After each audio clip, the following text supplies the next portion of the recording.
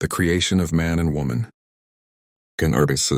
These are the generations of the heavens and the earth when they were created, in the day that the Lord God made the earth and the heavens. Gen 2.5 When no bush of the field was yet in the land, and no small plant of the field had yet sprung up, for the Lord God had not caused it to rain on the land, and there was no man to work the ground. Gen 2.6 And a mist was going up from the land, and was watering the whole face of the ground.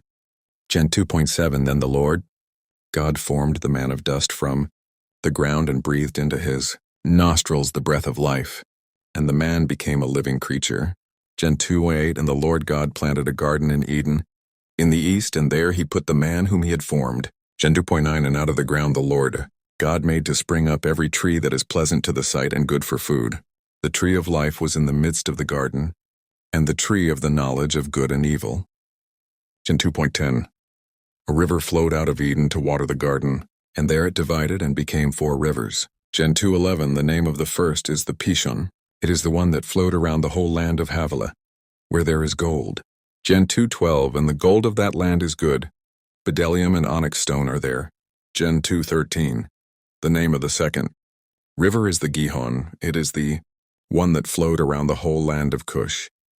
Gen 2.14 And the name of the third river is the Tigris, which flows east of Assyria.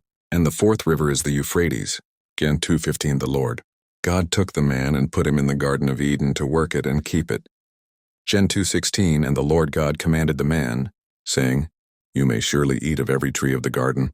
Gen 2.17 But of the tree of the knowledge of good and evil you shall not eat, for in the day that you eat of it you shall surely die. Gen 2.18 Then the Lord God said, It is not good that the man should be alone. I will make him a helper fit for him. Gen 2.19 Now out of the ground the Lord God had formed every beast of the field and every bird of the heavens, and brought them to the man to see what he would call them. And whatever the man called every living creature, that was its name. Gen 2.20 The man gave names to all livestock, and to the birds of the heavens, and to every beast of the field. But for Adam there was not found a helper fit for him. Gen 2.21 So the Lord God caused a deep sleep to fall upon the man, and while he slept took one of his ribs and closed up its place with flesh. Gen 2.22 And the rib that the Lord God had taken from the man he made into a woman, and brought her to the man. Gen 2.23 Then the man said, This at last is bone of my bones and flesh of my flesh. She shall be called woman, because she was taken out of man. Gen 2.24 Therefore a man shall leave his father and his mother, and hold fast to his wife, and they shall become one flesh. Gen 2.25 And the man and his wife were both naked and were not ashamed.